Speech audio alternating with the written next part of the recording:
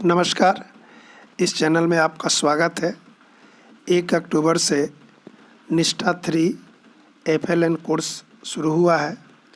12 course करने हैं इसमें और प्रत्येक कोर्स में अंत में पूर्व की तरह आकलन है, लेकिन इस बार प्रश्नों की संख्या 20 है और 3 अटेम्प्ट करने हैं, जिसमें 70% आवश्यक रूप से आपको अंक आने चाहिए, अर्थात 14 प्रश्न सही होने चाहिए। आप 3 बार अटेम्प्ट करेंगे। पहले अटेम्प्ट के बाद दूसरे अटेम्प्ट में प्रश्न का क्रम बदल जाता है। तो यहाँ पर हम कुछ अपने नोट्स के आधार पर PDF लाए हैं, जिसे आप पढ़कर 1-2 बार दोहरा लें। उसके बाद प्रश्न उत्तर करेंगे तो 70% अवश्य रूप से आएंगे। जैसे प्रारंभिक बाल्यावस्था, सामाजिक और भावनात्मक कौशल जिन्हें खाली जगह कहा जाता है, सीखने के लिए विकसित की महत्वपूर्ण अवधि है। पहला है शारीरिक स्वास्थ्य, अंतर्वैयक्तिक कौशल, सामाजिक स्वास्थ्य और अंतिम है मानसिक स्वास्थ्य। तो मानसिक स्वास्थ्य होना चाहिए। इसी तरह दूसरा प्रश्न होगा कि पोषण देखभाल का घटक नहीं है, तो जिम्मेदार देखभाल और प्रारंभिक शिक्षा के अवसर, स्वायत्तता, सुरक्षा और बचत, अच्छा स्वास्थ्य और पर्यावरण। तो इसमें आप इसको देखेंगे ध्यान से, तो 2 नंबर विकल्प स्वायत्तता जो है ये घटक नहीं है। इसी तरह प्रश्न मिलेंगे FLN फ्रेमवर्क में सीखने का प्रतिफल व्यवस्थित करता है, आभासी रूप से, बेतरतीब ढंग से, पदानुक्रमित, सर्पिलाकार। तो इस तरह प्रश्न मिलेंगे। इनका क्रम भी बदलेगा। तो आप 2-4 बार PDF फॉर्म है, इसको दोहरा सकते हैं। इसमें सर्पिलाकार विकल्प सही होना चाहिए। इसी तरह अगला प्रश्न मिलेगा।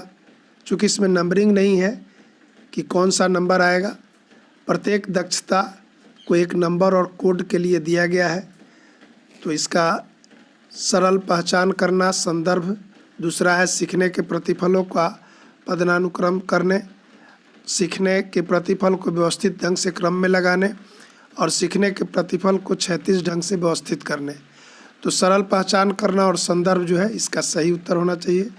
इसी तरह आप देखते जाएंगे प्रश्न को, तो 2-4 बार दोहरा लेंगे।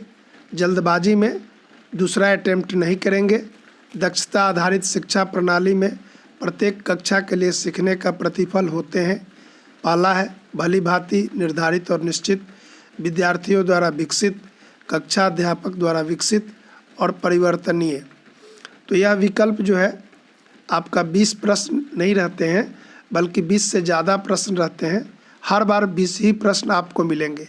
इसका है कि भली भांति निर्धारित और निश्चित, इसलिए कुछ प्रश्न बार बार आते हैं, उन्हें देख लेंगे। जैसे कौन सा दक्षता आधारित शिक्षा का प्रतिफल नहीं है, विद्यार्थी की रटने की प्रवृत्ति पर निर्भर कम हो जाती है, छात्र वार्षिक परीक्षा में उच्च अंक प्राप्त करते हैं। तीसरा है अबोधता भार कम हो जाता है। तो इसका है कि छात्र वार्षिक परीक्षा में उच्च अंक प्राप्त करते हैं, यह प्रतिफल नहीं है। इसी तरह राष्ट्रीय शैक्षणिक अनुसंधान और परिषद प्राथमिक स्तर पर सीखने का प्रतिफल प्रत्येक कक्षा और विषय के लिए विकसित किया है। 2017 में, 2020 में, 9 में, 19 में।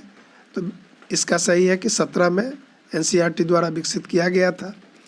इसी तरह प्रश्न आएंगे संज्ञानात्मक तत्वों, आधारभूत पहलुओं, अंतर्वैयक्तिक गुणों का कुल योग कहते हैं, कौशल, प्रवृत्ति, सीखने का प्रतिफल, दक्षता।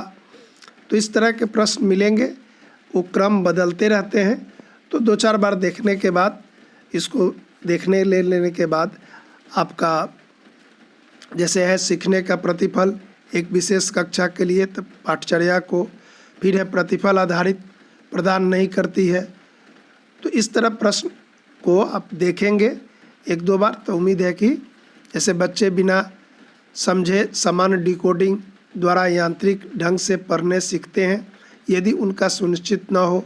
1 मुद्रा अवधारणा, अक्षर ज्ञान, शब्द भंडार और मौखिक भाषा आधार, तो 2 बार देखेंगे मौखिक भाषा आधार इसका।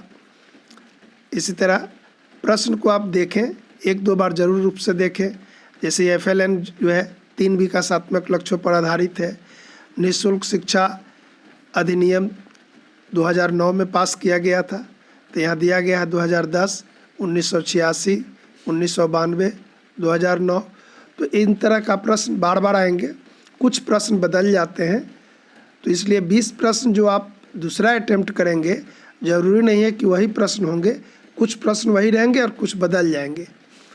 तो इसलिए आप प्रश्न को 1-2 बार दोहरा कर और तभी तीसरा अटेम्प्ट लें, दूसरा अटेम्प्ट लें।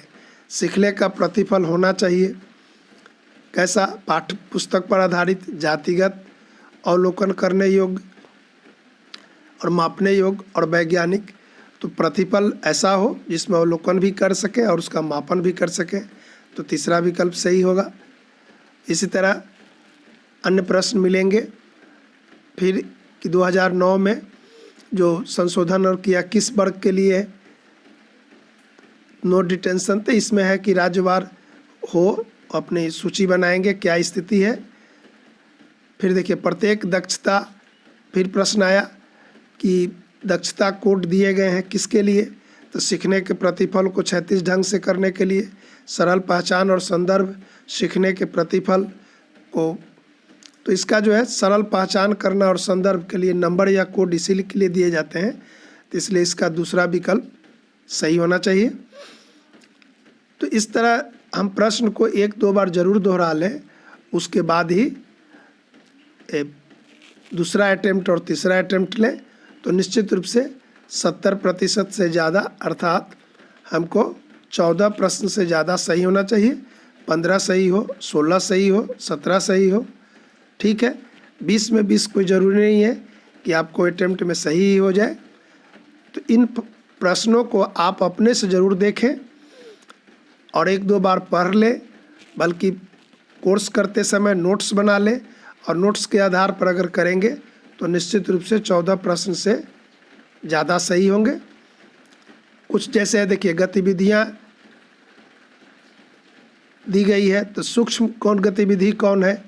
विकासात्मक लक्ष्य में कक्षा 3 और विषयों को प्रगति के लिए, तो हिंदी और हिंदी नहीं, गणित और पर्यावरण नहीं, खेल और क्रीड़ा नहीं, विज्ञान और सामाजिक।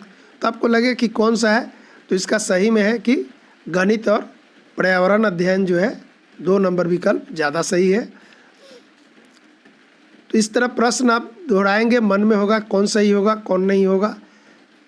फिर देखिए वो प्रश्न दोहराया गया है, सभी राज्यों को कक्षावार और विषयवार प्रतिफल तैयार करना चाहिए। जैसे यहाँ है प्रतिफल आधारित पद्धति नहीं है करती, तो देखिए नहीं करती है, उल्टा है यह प्रश्न।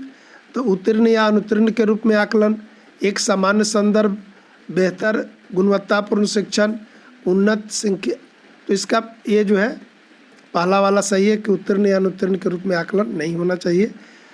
एक स्वाभाविक विद्यार्थी के रूप में बच्चों का ज्ञान का सृजित क्षमता को स्वीकार, रचनावादी पद्धति, व्यवहारवादी पद्धति, प्रकृतिवादी। तो निश्चित रूप से शिक्षार्थी में क्या होना चाहिए? रचनावादी होना चाहिए, तो इसका पहला नंबर विकल्प सही होना चाहिए। तो इन प्रश्नों को आप जरूर देख लें और प्रश्न देखने के बाद जैसे दक्षता आधारित शिक्षा में आदर्श आकलन किया जाता है, त्रैवार्षिक, अर्धवार्षिक, वार्षिक। तो ये सब क्या था? पुरानी पद्धति है कि 3 माह पर, 6 माह पर और 12 माह पर परीक्षा होती थी। दक्षता आधारित क्या होनी चाहिए? पूरा वर्ष होना चाहिए, तो इसलिए इसका नीचे वाला विकल्प ज़्यादा सही है। तो इस तरह आप प्रश्न को 1-2 बार जरूर दोहरा लें और कोर्स करने का यही लाभ है कि हम प्रश्न को सिर्फ अटेम्प्ट नहीं करें, बल्कि नोट्स बनाएं, बढ़िया से पढ़ें और तब इस PDF को 1-2 बार आप देखेंगे। कुछ प्रश्न बार बार आएंगे, जिसे आप, जैसे यहाँ पर है कि कौन सा लक्ष्य FLN का नहीं है, बच्चों को सीखने का प्रति उत्साह प्रदर्शित करते हैं, ये वाला नहीं है। तो इस तरह आप 1-2 बार प्रश्न देखेंगे तो आपको कुछ प्रश्न, तो जैसे यहाँ है भोजन में प्रोटीन, फैट और कार्बोहाइड्रेट होते हैं, तो यह स्थूल माने होता है ज़्यादा बड़ा होता है। फिर FLN का तीसरा वर्ग का क्या नाम है, तो बाल वाटिका नाम है। तो इस तरह 20 प्रश्न में उम्मीद है कि 10-15 प्रश्न आपको 2-3 बार इस वीडियो को देखेंगे, इस PDF को देखेंगे तो आपको ध्यान हो जाएगा। उसके बाद आप करेंगे तो 14 से ज़्यादा होना ही चाहिए, निश्चित रूप से होगा। ज़रूरी नहीं है कि 20 में 20 हो, 20 में 20 तभी हो सकता है जब आप किसी का कॉपी कर लें, तो कॉपी करने की ज़रूरत नहीं है, बल्कि कोर्स करने का उद्देश्य यही है कि हम कुछ कोर्स भी जानें और उसका प्रतिफल उन बच्चों तक पहुंचाएं। धन्यवाद।